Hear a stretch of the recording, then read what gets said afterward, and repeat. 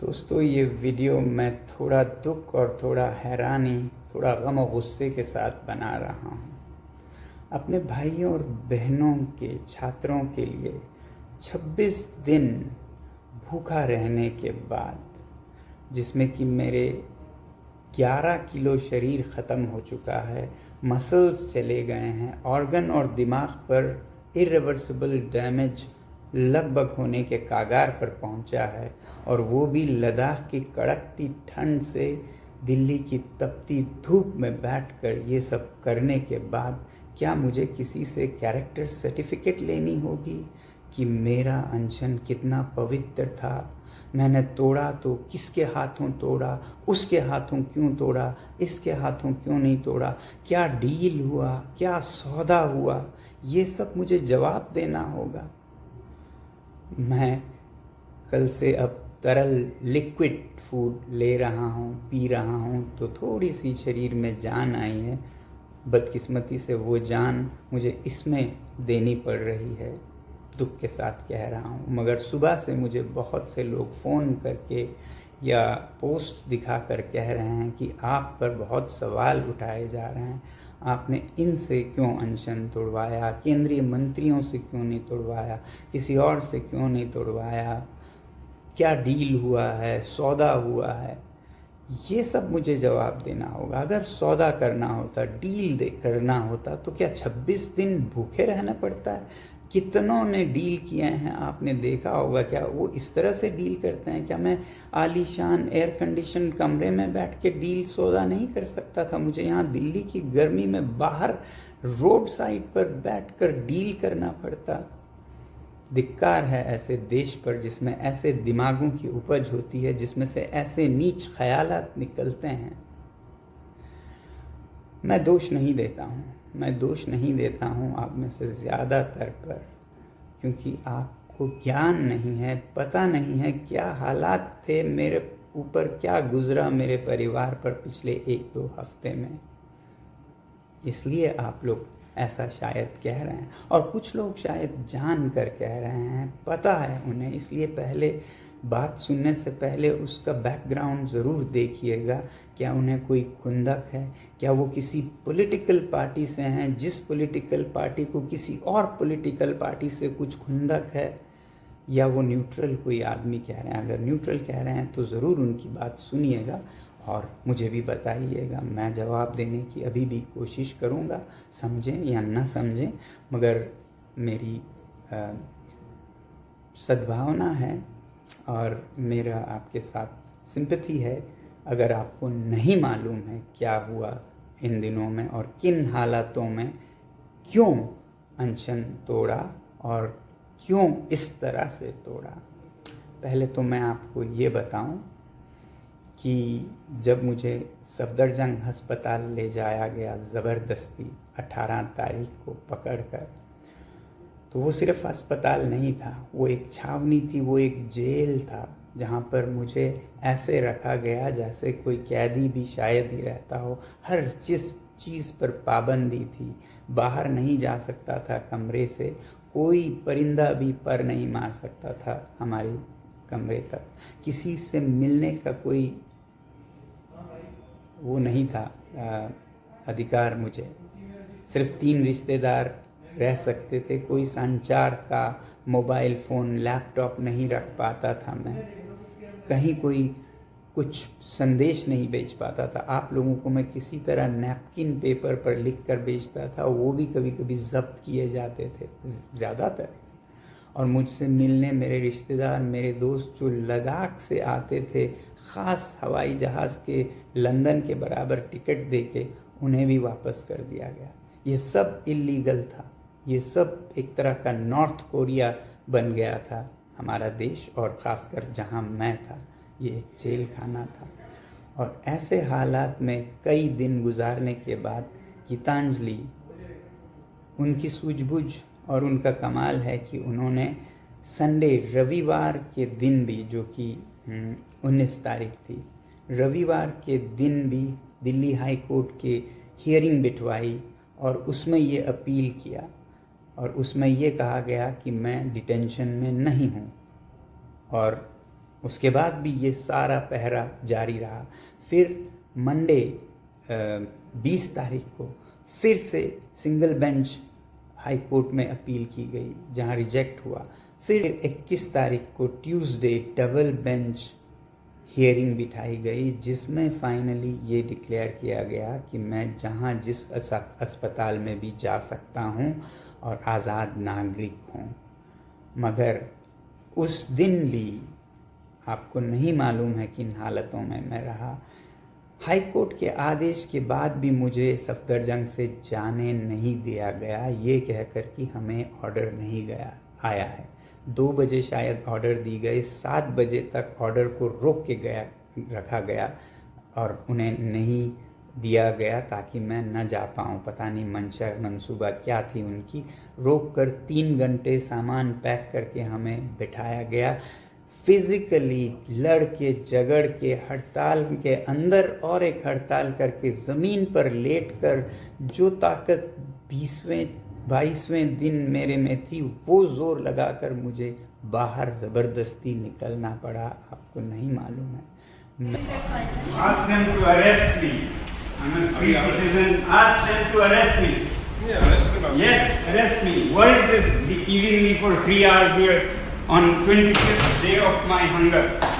You all are harassing me. Not harassing you. Yes, you. If I die of stress, it will be your responsibility. What does order it number want? दे दिया आप लोगों को, बदतमीजी कर रहे हो, order लेके आओ। हाँ, Please open. I'm going. Arrest me if you want. bloody third class people. आप जबरदस्ती क्यों बांध कर रहे हैं? Shameless people. This is government or this is a butcher? वो अभी अपने हॉस्पिटल का Please step aside. Arrest me if you want. You want? Arrest me. Arrest me. You can stop me wherever. Let the nation know how. Sir, we have sent you the order number. Okay, I have sent this Then doctor. order तब ready. Sir bar and bench का पूरा news भेजा है वहाँ पर। If I he said कि still it is not lie down here. Take pictures. Let's see who snatches your phone. Sir आपको high court का ऑर्डर भी नहीं आया, जैसे आता है डॉक्टर से रेडी है ऑर्डर क्यों नहीं आया? तो आपके पता कीजिए। दैट इज आप It is digitally everywhere. The world knows. Sir. Except you, the world knows.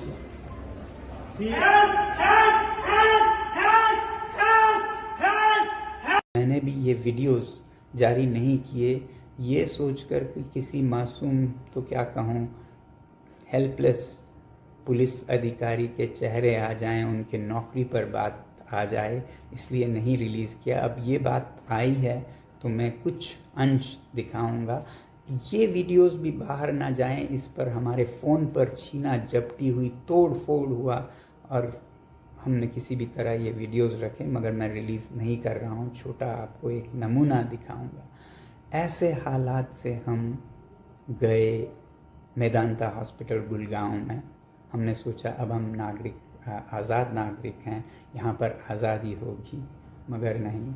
हमें बाद में पता चला यहाँ भी वैसी ही छावनी बनाई गई। यहाँ भी बाहर 5-10 पुलिसकर्मी, नीचे 200-300 पुलिसकर्मियों के दस्ते, पूरा हॉस्पिटल एक तरह का छावनी कैंप मिलिट्री बना दिया गया। किसी को मुझसे यहाँ भी मिलने नहीं दिया गया। बाहर जाने पे पाबंदी, हर चीज़ पे पाबंदी लगाई गई। ऐसा मेरे साथ ट्रीटमेंट किया गया। अभी भी हो रहा है, अभी भी हो रहा है। आप लोग आके देखिएगा, बहुतों में आप लोगों ने देखा है। तो 21 तारीख को ट्यूसडे को ऑर्डर के बाद रात को मैं यहाँ गुड़गांव के हॉस्पिटल वेदांता अस्पताल में पहुंचा और उसी रात देर रात केंद्रीय मंत्री जेपी नड्डा जी और जितेंद्र सिंह जी आए। मुझे बताया गया इस एजेंसी के अफसरों ने कि वो आ रहे हैं कुछ बात करने, और फिर आए और उन्होंने कहा कि आप अनशन तोड़िएगा, हम चाहते हैं अनशन आपका न रहे, वगैरह वगैरह। मैंने उन्हें कहा कि मैं यूं ही तोड़ने के लिए तो बैठा नहीं हूं, शर्तें होंगी, उनको आप माने तो मैं अनशन तोड़ भी दूंगा। तो शर्तें पूछी गई हमसे। मैंने कहा अकाउंटेबिलिटी इन एजुकेशन मिनिस्टर का रेजिग्नेशन, वैसे ही मैंने कहा जो छात्र हैं सुसाइड विक्टिम्स उनको कॉम्पनसेशन दिया जाए, पार्लियामेंट में इस इशू पर और अकाउंटेबिलिटी पर पूरा बहस किया जाए। और एक नया हमने जोड़ा कि जो भी छात्र सीजेपी के और बाकी उनके लीडरशिप जिन्होंने प्रदर्शन किया है पीसफुली जंतर मंतर पर और फिर 20 मार्च को संसद मार्च किया, उनमें से किसी पर भी कोई कानूनी कार्रवाई नहीं किए जाएंगे, एफआईआर नहीं किए जाएंगे, तब मैं ये अनशन तोड़ूंगा। तो उन्होंने एक दो को तो मानने की रजामंदी जाहिर की, 2-3 पर वो पूछ के बताएंगे ऐसा कहा और फिर वो चले गए। अगले दिन शायद वो आएंगे ऐसा मुझे बताया गया था कि आप तोड़िएगा, हम इस पे बात करके आएंगे और हाँ हम आपको अनशन तोड़वाएंगे। मगर मैं नहीं चाहता था कि मैं अनशन उनके हाथों तोड़ूं, केंद्रीय मंत्रियों के हाथों। इसीलिए मैंने मांग की कि जो हमारे अलग अलग दलों के राजनीतिक दलों के सांसद हैं वो सब जितने आ सकें आएँ और फिर हमारे छात्र नेता सीजेपी के आएँ और लद्दाख के जो नेता लद्दाख से यहाँ आए थे वो आएँ और उन सब के उपस्थिति में मैं अनशन तोड़ूं। अगले दिन मैंने इसके लिए उम्मीद की और आए भी लोग यहाँ पर, मगर अगले दिन सांसद आए कोई 15 से 20, उन्हें किसी को अंदर नहीं आने दिया गया। बाहर गेट पर खड़ा कर 3-3, 4-4 घंटे इंतज़ार करवाया गया। सीजेपी के हमारे छात्राएं आई थी, उनको भी रोक कर रखा गया। लद्दाख के नेताओं को तो पूरा आधा दिन इंतज़ार करवा के शाम को खाली हाथ लौटा दिया गया। इस तरह से उन पर क्रूरता से व्यवहार किया गया।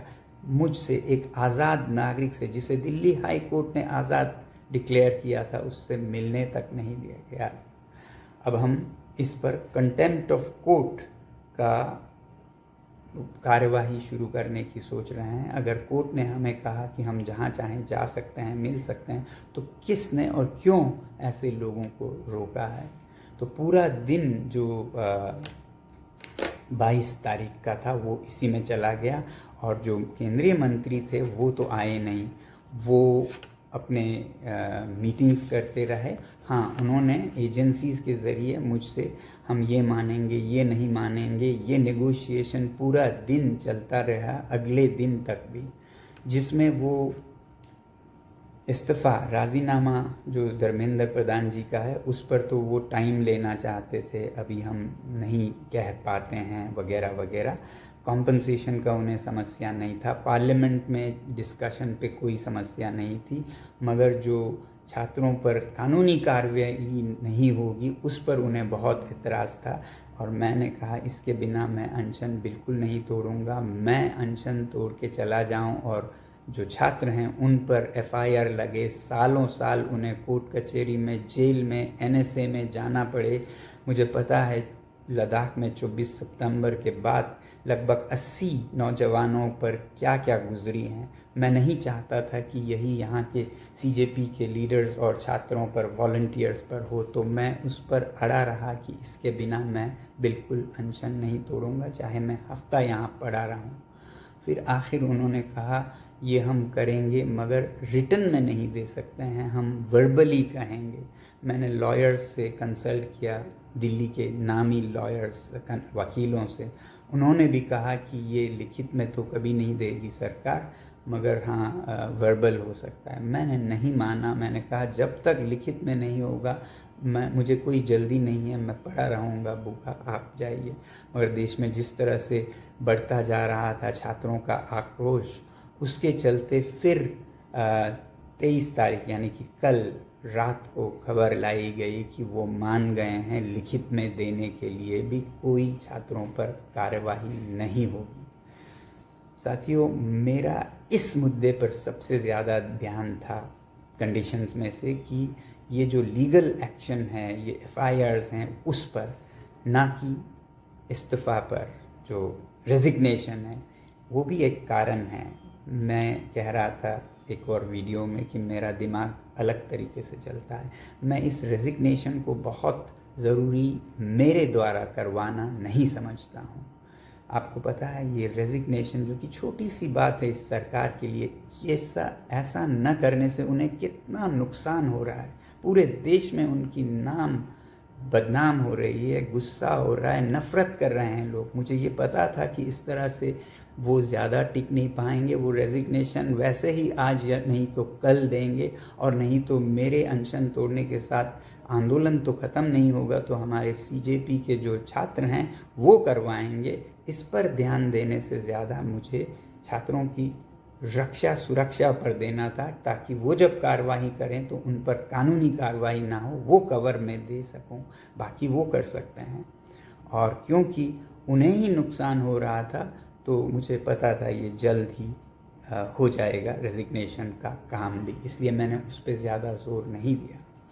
फिर कल रात को लगभग 12 बजे, रात के 12 बजे, जबकि दिन में इतने सारे लोग आए थे, छात्र आए थे, नेता आए थे, एमपीज़ आए थे, जो कि ये अंडरस्टैंडिंग और ये अनशन तोड़ने के लिए आए थे। मेरी डिमांड यही थी कि मैं सबके उपस्थिति में ये अनशन तोड़ूंगा, जहां मंत्री भी होंगे, जिनसे हमने कॉम्पनसेशन लेना है, ये गारंटी लेना है कि कोई कार्रवाई नहीं होगी, उनका उपस्थित होना भी ज़रूरी है।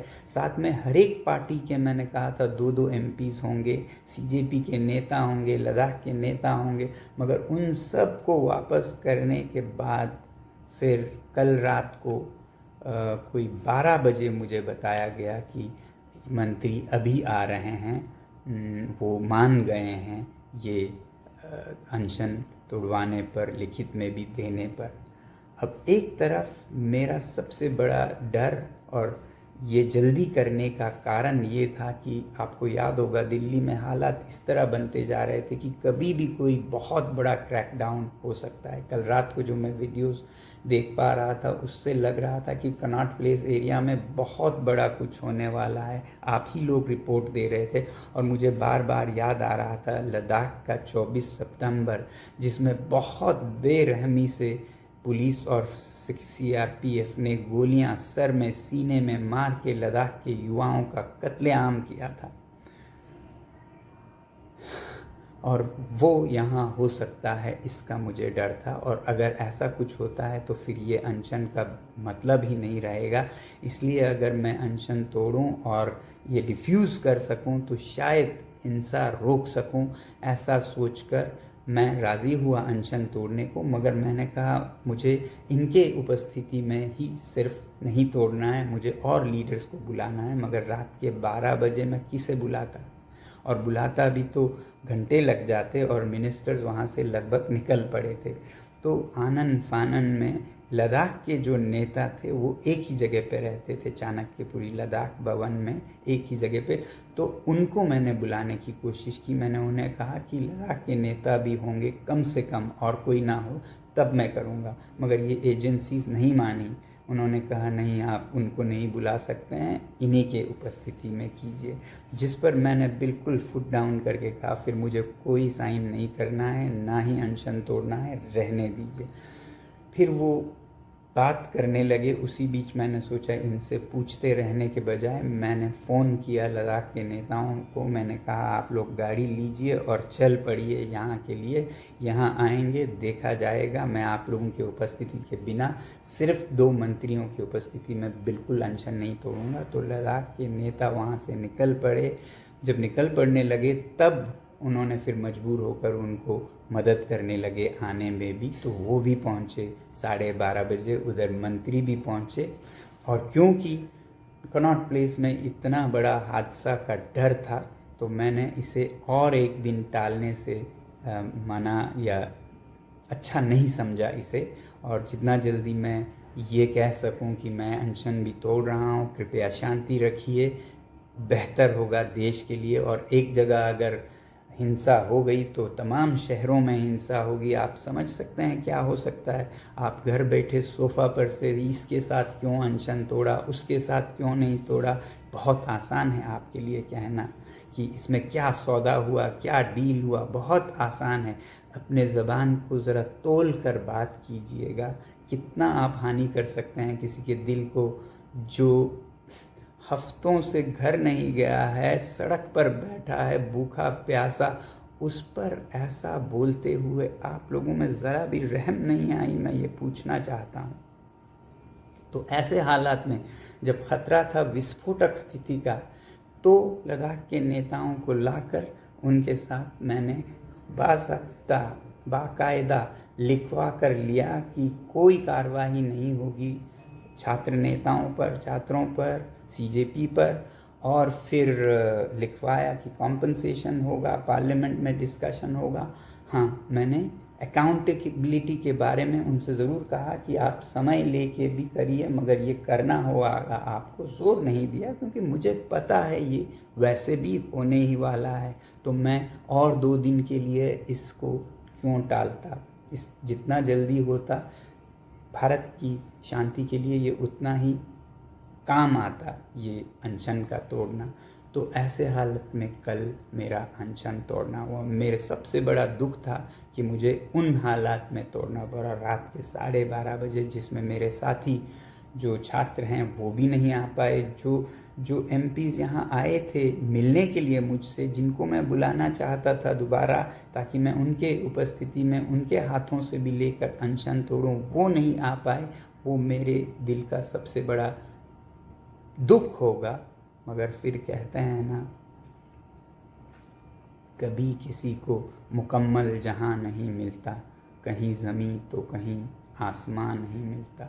100% आपको हर चीज़ नहीं मिलता है, आपको निभाना पड़ता है। वही मैं आपसे भी कहूँगा, आप किसी भी विचारधारा के होंगे, आपको बीजेपी से समस्या होगी, आपको कांग्रेस से समस्या, आपको सोनम वांगचुक से समस्या होगी, मगर हर चीज़ में आपकी तमन्नाएं पूरी नहीं होंगी। खुंदक जो आपका है वो शायद पूरा नहीं होगा।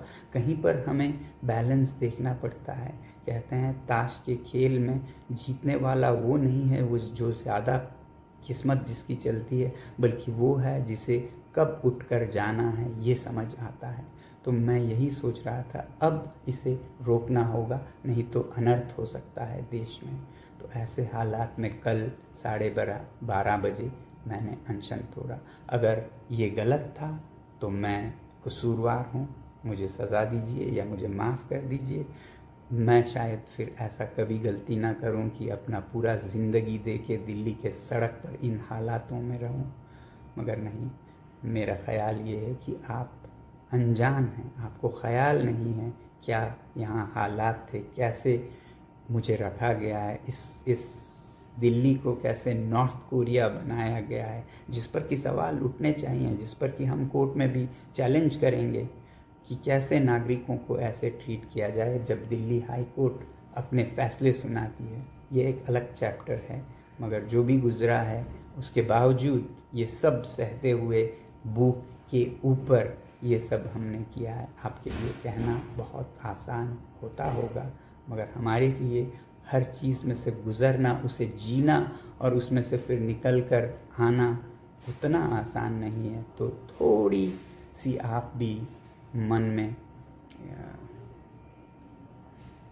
संवेदना रखिएगा, हमदर्दी रखिएगा हमारे साथ। अभी मैं उठ के खड़ा हो भी नहीं पाया हूँ कि ऐसी बातें जो कि दिल को चीर के जाती हैं सुनने के हालत में नहीं हूँ।